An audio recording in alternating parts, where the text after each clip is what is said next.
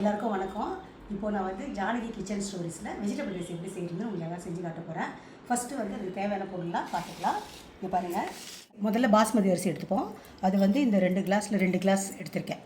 இந்த கிளாஸில் 2 கிளாஸ் அரிசி எடுத்து அது தண்ணியில் போட்டு ஊற வச்சுக்கணும். ஃபஸ்ட்டு நல்லா சாப் பண்ணி அலசிட்டு, அதுக்கப்புறம் இதில் வந்து 3 கிளாஸ் தண்ணி, அதாவது 1:2 வைக்கணும். நம்ம நார்மல் அரிசியாக இருந்தால், ஆனால் பாஸ்மதி அரிசிக்கு 1.5 கப் வச்சாலே போகிறோம். அதனால் வந்து 3 கப்பு மெஷர்மெண்ட் வரும். ஆனால் 3 வைக்காமல் ஃபஸ்ட்டு வந்து 2 தண்ணி மட்டும் முதல்ல ஊற்றி வச்சுருவோம். மீதி 1 கப் தண்ணி வந்து அதுக்கப்புறமா ஆட் பண்ணிக்கலாம். ஓகேவா?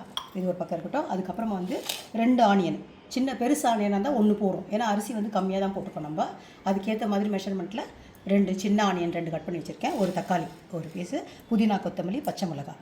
ஓகேவா? அதுக்கப்புறமா வந்து வெஜிடபிள்ஸு நம்ம வந்து வீட்டில் என்ன வெஜிடபிள்ஸ் இருந்தாலும் சேர்த்துக்கலாம். எல்லாமே நல்லாயிருக்கும் போட்டால். ஆனால் எனக்கு இப்போது கேரட்டு, பீன்ஸு, பட்டாணி, உருளைக்கிழங்கு இது 4 வந்து சேர்த்துக்க போகிறேன் நான் வெஜிடபிள் ரைஸில். ஓகேவா?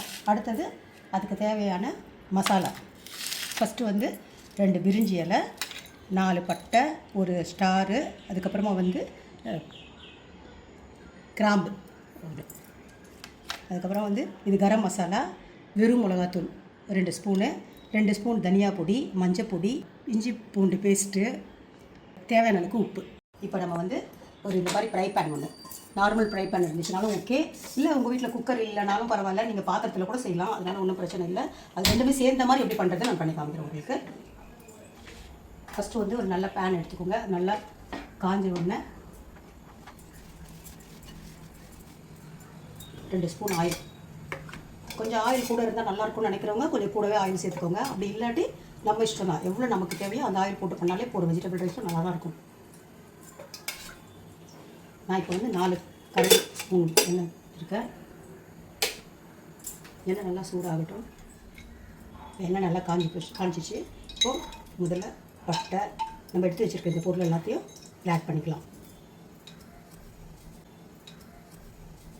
கிராம்பு, ஏலக்காய், ஸ்டார், பட்டை, பிரிஞ்சி இலை. இது நல்லா பொரிஞ்சு வந்த உடனே நம்ம கட் பண்ணி வச்சுருக்க ஆனியன் எடுத்து இதில் ஆட் பண்ணிக்கலாம்.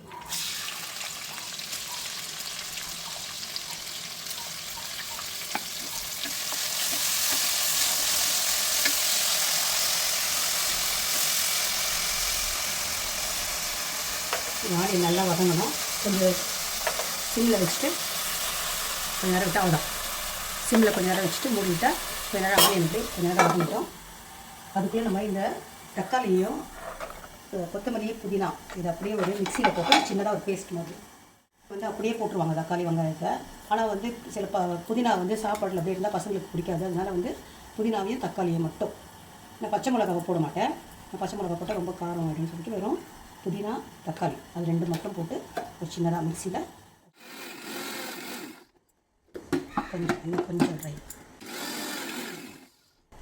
இது போதும். இந்த பதத்துக்கு இருந்தோடனே இதை அப்படியே கொஞ்சம் நீங்கள் வச்சுக்கலாம். இப்போ ஆனியன் வந்து என்னாச்சு,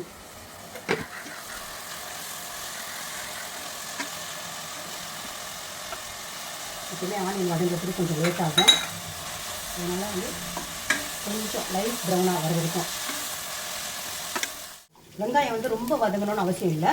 இந்த மாதிரி லைட்டாக ஒரு நிறம் மட்டும் மாறினா போடும். ரொம்ப வந்து ப்ரௌனிஷ் கலராக தேவையில்லை. சும்மா அந்த வெங்காயத்தோட இது வதங்கணுமே.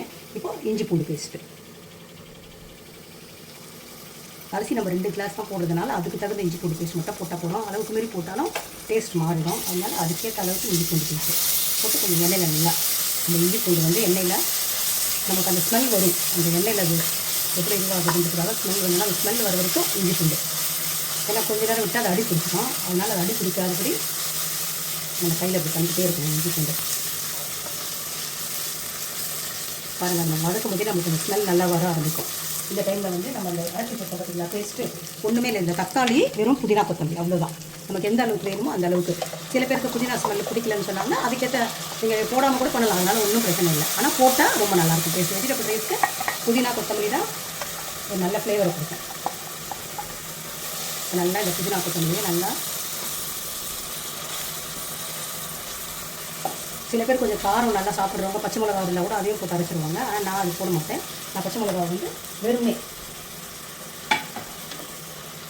ஏன்னா அதோட டேஸ்ட் நல்லாயிருக்கும், கொஞ்சம் ஃப்ளேவரு. அதுக்காக பச்சை மிளகா போட்டுட்டு இப்போ வந்து இந்த டைமில் கொஞ்சம் ஸ்டவ்வை சிம்மில் வச்சுட்டு கொஞ்சம்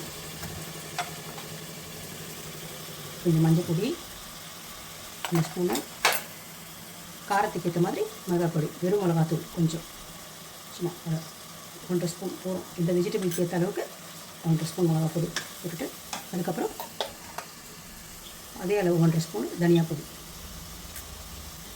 எல்லாம் சேர்ந்து நல்லா மிக்ஸ் பண்ணிவிட்டு, அந்த எண்ணெயில் நல்லா அது எல்லாம் பிரிஞ்சு அப்படியே வர மாதிரி இருந்துச்சுன்னா பார்க்குறதுக்கு ரொம்ப நல்லா தெரியும். நமக்கே அது பாருங்கள், செய்யும் போதே தெரியுது பாருங்கள். அப்படியே அந்த எண்ணெயில் பிரிஞ்சு அது வரும்போது அந்த எண்ணெய் தனியாக நம்ம சேர்த்து அந்த மசாலா ஃப்ளேவரோடு சேர்த்து தனியாக தெரியுற மாதிரி இருக்கும் பாருங்கள். இப்போ இந்த டைமில் கட் பண்ணி வச்சுருக்க பீன்ஸு, கேரட்டு, பச்சை பட்டாணி, உருளைக்கிழங்கு இது எல்லாத்தையும் சேர்த்து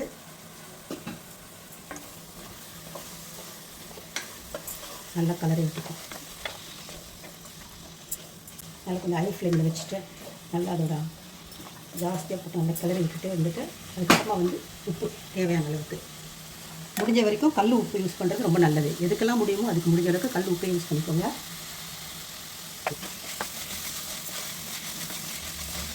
தேவையான அளவுக்கு உப்பு போட்டாச்சு. இப்போ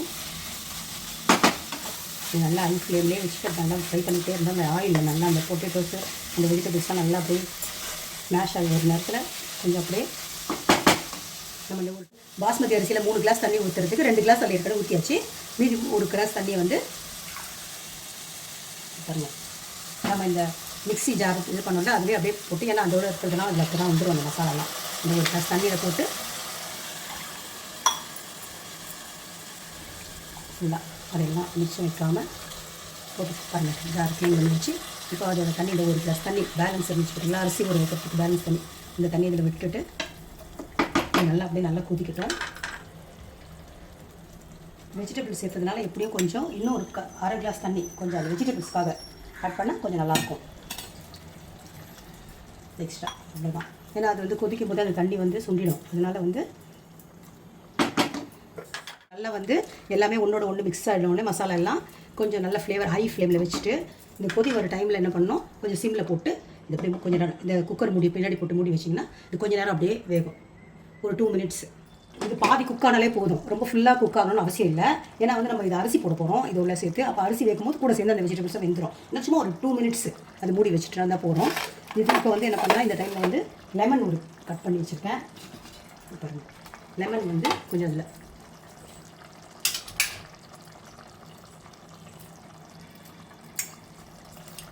லெமன் போட்டுக்கோங்க.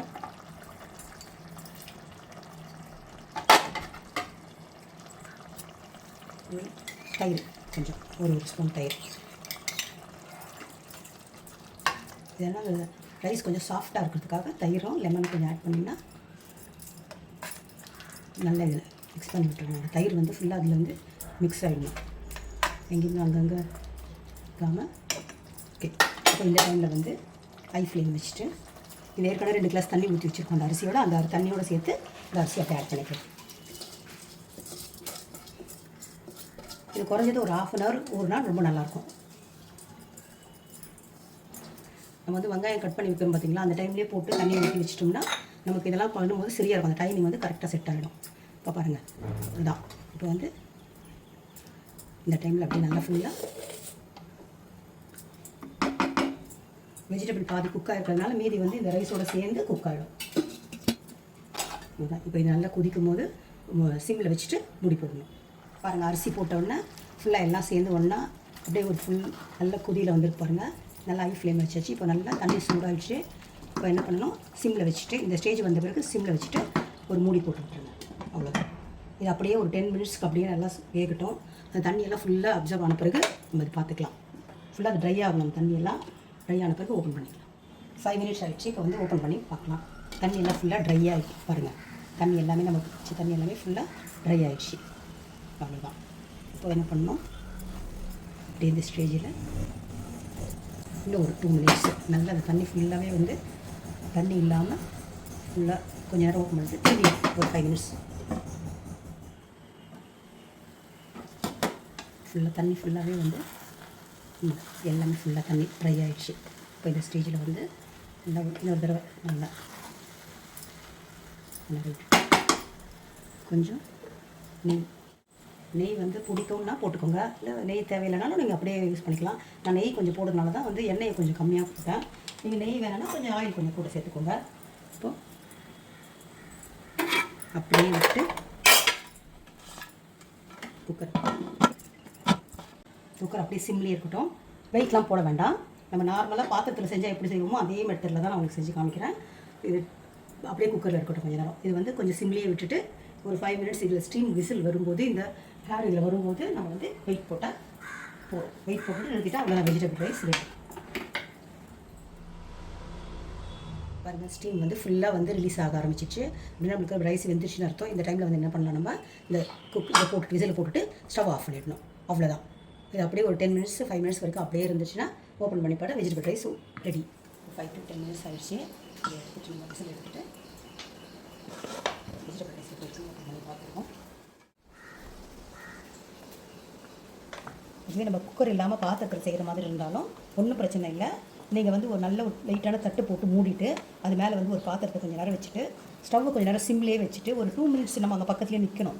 ஏன்னா வந்து குக்கராக இருந்துச்சுன்னா நமக்கு தெரியும், பாத்திரத்தில் வைக்கும்போது தெரியாதுல்ல. அதனால் வந்து என்ன பண்ணணும், நம்ம அங்கே 2 மினிட்ஸ் நின்றுட்டு ஸ்டவ்வை சிம்மில் வச்சுட்டு கொஞ்சம் நேரம் பொறுத்து ஆஃப் பண்ணிவிடுங்க. ஆட்டோமேட்டிக்காக வந்து இதே பக்கத்துக்கு உங்களுக்கு வெஜிடபிள் ரைஸ் கிடச்சிடும். குக்கரில் தான் செய்யணும்னு அவசியம் இல்லை, பாத்திரத்துலையும் செய்யலாம், நார்மல் பாத்திரத்துலையும். அவ்வளோதான். நம்ம எல்லாமே வெஜிடபிள்ஸ்லாம் ரெடி பண்ணி வச்சுட்டு செய்ய ஆரம்பித்தோம்னா 5-10 மினிட்ஸ் இல்லை 15 மினிட்ஸ்க்குள்ளே செஞ்சு முடிச்சிடலாம். ஈஸியான இதுதான். நமக்கு என்ன, அந்த எல்லாம் ரெடி பண்ணுறதுக்கு தான் லேட் ஆகும். Vegetable rice ready.